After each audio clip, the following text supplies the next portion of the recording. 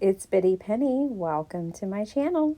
So today I'm going to make this custom card. What I was showing you there in the top left was my reference photo. A friend of mine reached out and she needed a sympathy card and she wanted it to be customized to the individual who had passed.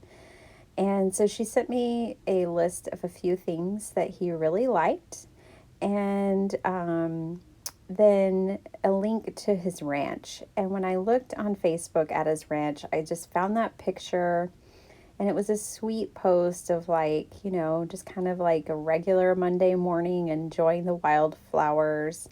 And I thought that was just really beautiful. And I figured I could paint it. So what I did is I cut down a piece of watercolor paper to 7 by 10, scored it at 5 on the 10-inch side, and now I am coloring or watercoloring that scene from the reference photo, and it's essentially going to be the front and back covers of this card. And so I'm just getting a rough underpainting here of earth, hill, and sky. And just kind of just giving myself a basis. And now that I liked the way the first underpainting went, then I'm going to go in and start darkening things, adding more color, and deepening everything up. Now, watercolor always dries back quite a bit. By the time you see the end of this painting, you're definitely going to see how much it dries back. But I loved the softness that of the results I got in the end. So I don't do this kind of thing very often, but when a very close friend reaches out and wants something so special, it was an honor to make it. And I actually just really had such a nice time creating this card because it was so different and so special. Here I'm painting in a tree that was in the photo, and everything is going to be extremely loose here, which is one of the things that I love about watercolor, is giving the illusion to things without being overly detailed. And so I'm just giving the illusion to the tree that was in the photograph. I painted this card a couple of weeks ago, actually. It was in the midst while I was preparing for my craft fair. And, when she reached out, I wanted to get it done quickly to honor the time so that I could mail it to her, and then she could then mail it or give it to the family at the service. And so I kind of had to squeeze this in between my craft fair makes. And so I started it really early in the morning, and then I took a break and I went and cared for my mom's dogs. Oh yeah, so this was during Thanksgiving. So I went and took care of my mom's dogs, and then I came back. Like once I had a bit of this done, then that's when I went and took care of them, allowing my canvas here, my paper, to really dry. Because I knew when I came back to it, I would be adding in a lot of details. Now, some of the details that I added into this when I got back to my desk was actually during a live. So some of you might have caught a portion of me making this card. Some of you were hanging out with me in the live or watched it in the replay and probably saw where I started the live by working on this card. And I believe during that part, I really just kind of focused on adding the wildflowers. The paint color, words. The watercolors that I'm using today were actually gifted to me by my sweet friend Rhonda. And I just really love this palette so much. I believe these are the Da Vinci watercolors, and they're just wonderful. I really, really like them. I have to say, I'm so glad I'm done with the Altenew watercolors. I'm so happy to be back to using a more professional grade. It just makes such a huge difference. Okay, so now I'm adding in my trees. And I really love these trees. It's definitely hill country, Texas. Um, the landscape, the brush, the wiggly tree branches and tree trunks, and just, it was just so much fun painting this. I actually forgot to take pictures of it. I didn't even show it to Dr. Shrub. Like, I just made the card, sealed it up, and sent it off. I usually will at least take a picture, but I'm so glad I have this video so that I can have it, for reference. And my friend can see, if she watches it, how it was made. So I'm still just mixing. I'm wanting to add in some very dry grasses here. We definitely have plenty of that in Texas. Most of the time, you will find a straw-like grass everywhere. And that was certainly in the reference photo.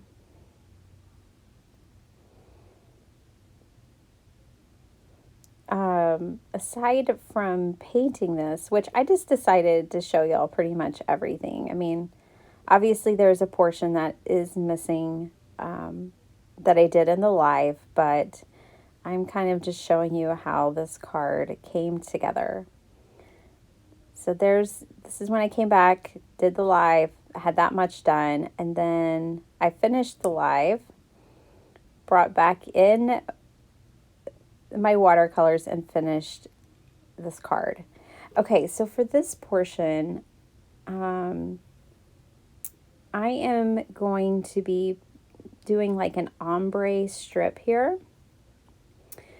of browns, and I'm doing this so that I can draw in some arrowheads. So the individual who had passed collected arrowheads, and so that was one of the things that she had listed off for me.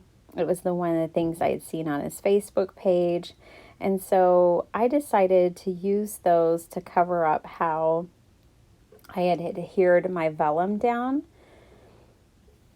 And then I just looked at a photo online to get an idea of different shapes. I didn't follow it too closely. It's just a general idea. Some are short and fat, some are long and skinny. They have chips, they're hand carved. Each one is unique, like a fingerprint.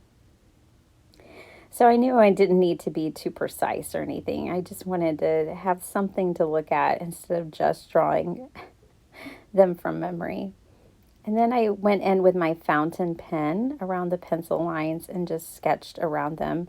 I didn't bother coloring them in. I certainly could have, and that would have been unique as well. But I just left them as outlines.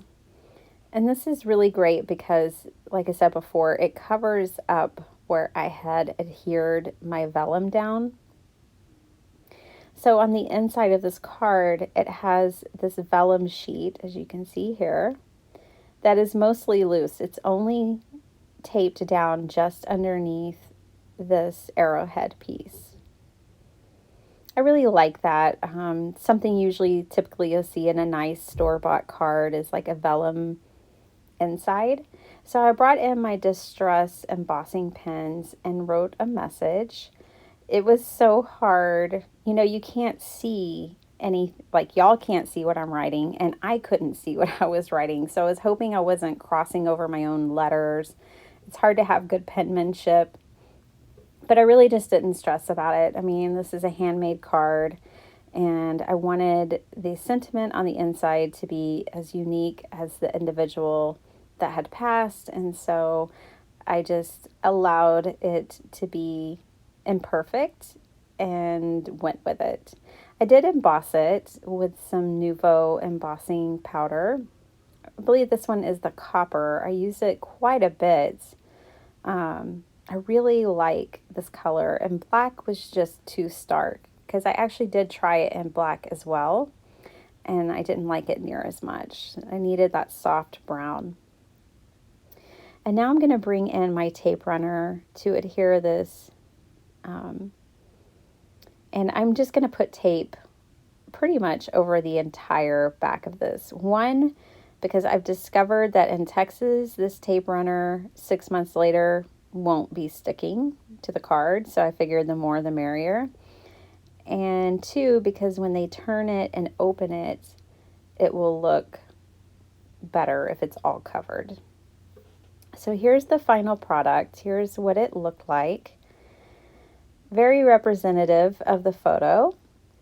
And I think it's special, and I hope it honors my friend's loved one. And they could write in the back there if they wanted to, or they can write underneath the sentiment. But this is what the finished product looked like. I sent her a craft envelope for it to go inside of.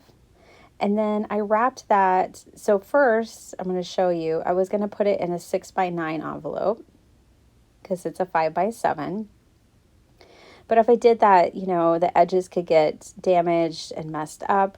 So what I do instead in these kinds of circumstances is I will go ahead and wrap this in a piece of very firm cardstock just to protect the edges, because I'm shipping it to her so that she can then turn around and give it away as a gift or as a part of a sympathy card. So I want to make sure it arrives to her in excellent condition.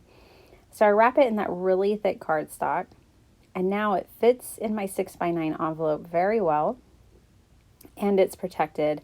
I did write a message, sorry for your loss, and that I hope this custom card honors her loved one. And it's just something to, again, just be able to give my condolences. Tucked it inside of there, and that card was ready to go. I hope you guys enjoyed this. It's something very different. It's been a very painterly week here on my channel, but don't worry. I'll get back to cardstock and stamps in no time. So we'll be seeing more of that in the future. Thanks so much for watching. Bye.